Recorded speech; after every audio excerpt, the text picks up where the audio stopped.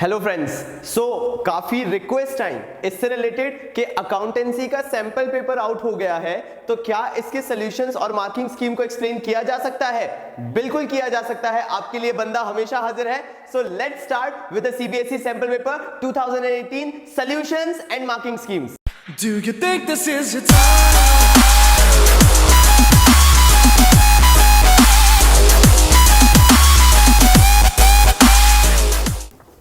तो भाई पहला क्वेश्चन क्या कहता है कि 6 पार्टनर्स थे, हर एक ने 2 लाख रुपए कंट्रीब्यूट किए।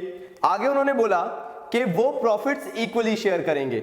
इसका क्वेश्चन से कोई लेना देना नहीं है। देखिए सीबीएसई इस साल का मतलब सेशन 2018 का जो क्वेश्चन पेपर अकाउंटेंसी के लिए बिल्डअप करने वाला है, एक चीज ध्यान रखिएगा कि ये पूरा का पूरा पेपर कंसेप्चुअल होगा।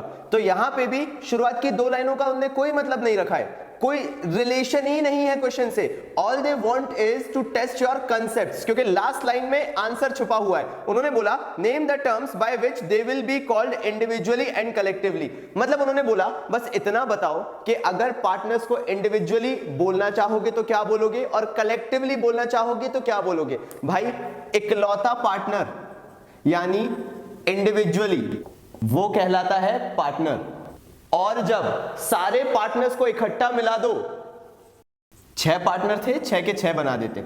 अगर मैं ये 6 पार्टनर्स को इकट्ठे कुछ बुलाना चाहूं कलेक्टिवली, तो मैं उन्हें बुलाऊंगा पार्टनरशिप फर्म। सिंपल सा आंसर है। अगर इंडिविजुअली कुछ बुलाएंगे पार्टनर्स को तो वो होगा पार्टनर, और कलेक्टिवली बुलाएंगे पार्टनरशिप फर्म। चलिए देख लेते हैं क्वेश्चन नंबर 2 क्या कह रहा है। उन्होंने बोला कि ए, बी और सी 3 पार्टनर्स हैं, तीनों के बीच का जो प्रॉफिट शेयरिंग रेशियो है वो है 3:2:1 का। ठीक है।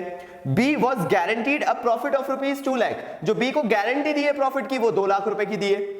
मतलब कितना भी प्रॉफिट हो, बी के पास 2 लाख तो मिनिमम जाएगा ही जाएगा। कौन देगा उसे? कुछ नहीं बोल रहे क्वेश्चन में, तो हम कौन देगा इसमें? ए और सी मिलके बी को दे देंगे 2 लाख रुपए। अब उन्होंने बोला during the year firm earned a profit of ₹84,000।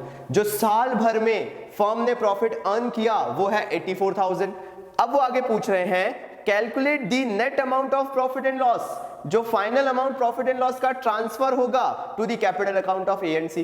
B का तो मालूम है 2 लाख जाना है, उन्होंने तो सिर्फ आपसे पूछा है कि ए और सी के पास कितना पैसा जाएगा। चलिए देख लेते हैं। फर्म ने अर्न किया है 84,000 का प्रॉफिट और बी को गारंटी देनी थी 2 लाख की।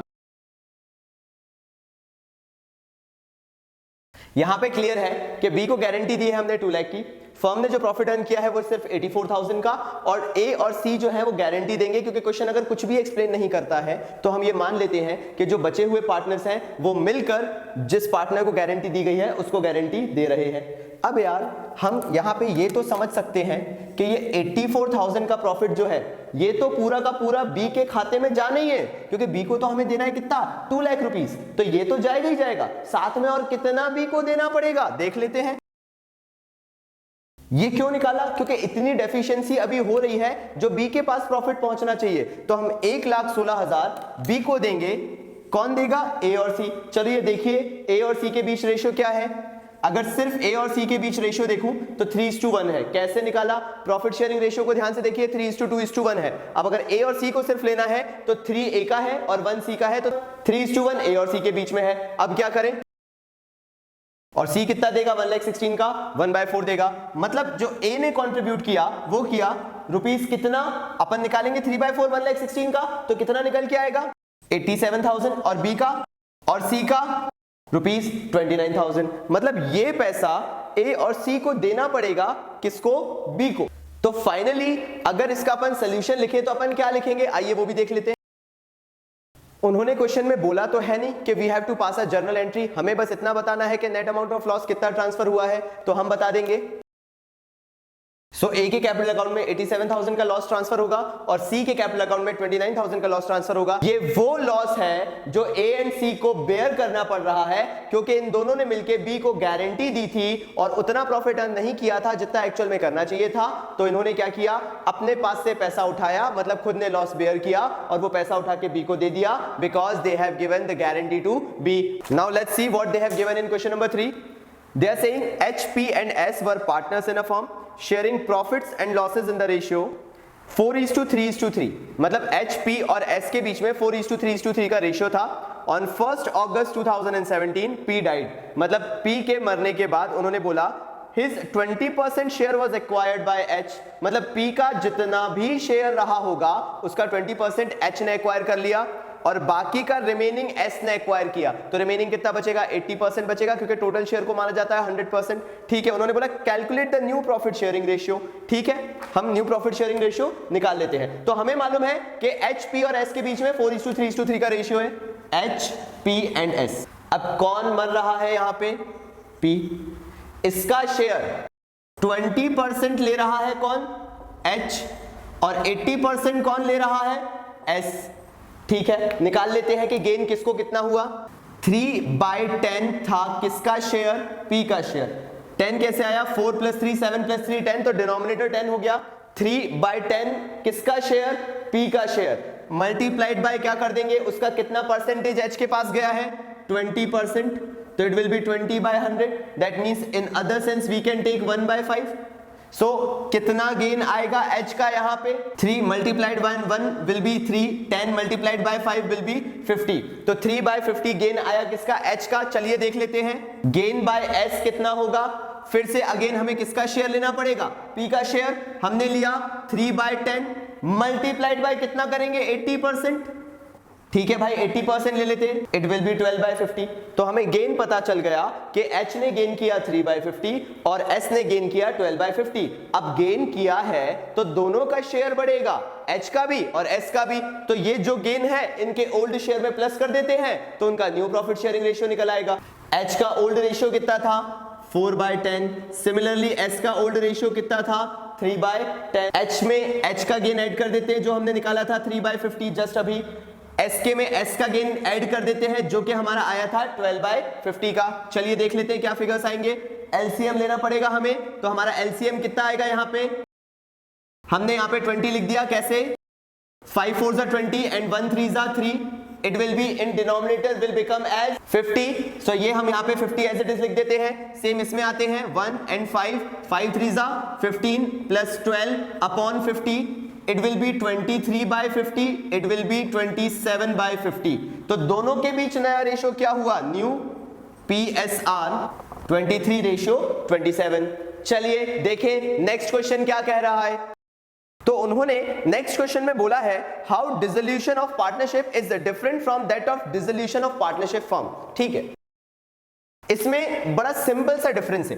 पार्टनरशिप का अगर डिसोल्यूशन होता है तो मतलब इनके बीच हुआ एग्रीमेंट चेंज हो जाएगा और एक नया एग्रीमेंट बनेगा and they can continue as a partnership firm thereafter. मतलब इसमें पार्टनरशिप फर्म को उसी पार्टनरशिप फर्म को कंटिन्यू किया जा सकता है। लेकिन जब हम बात करते हैं डिसोल्यूशन ऑफ पार्टनरशिप फर्म तो इसमें फर्म अपने ऑपरेशंस रोक देती है। मतलब पहला point, firm ceases to operate और टू एग्जिस्ट, यहां से इससे आगे काम नहीं हो सकता है।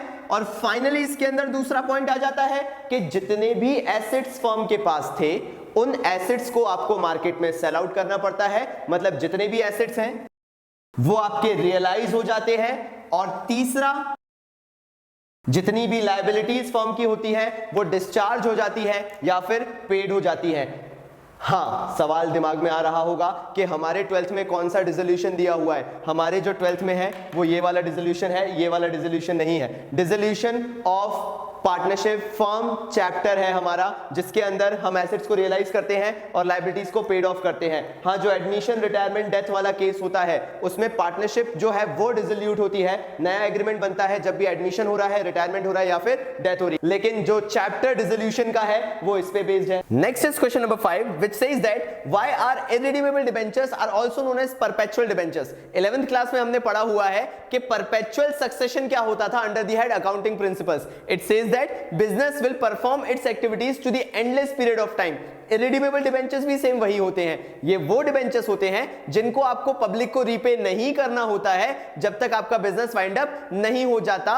यानी जब तक बिजनेस कंटिन्यू होगा, उसकी एक्टिविटीज कंटिन्यू होंगी, तब तक ये डिबेंचर्स का पैसा आप अपने पास रखोगे। हाँ, जिस दिन आप वाइंड अप करोगे अपना बिजनेस उस दिन आपको पब्लिक को रीपे करना पड़ेगा, लेकिन उससे पहले आपके ऊपर कोई भी लायबिलिटी या ऑब्लिगेशन नहीं आएगी। Next is question number 6. It says that distinguish between shares and debentures on the basis of convertibility।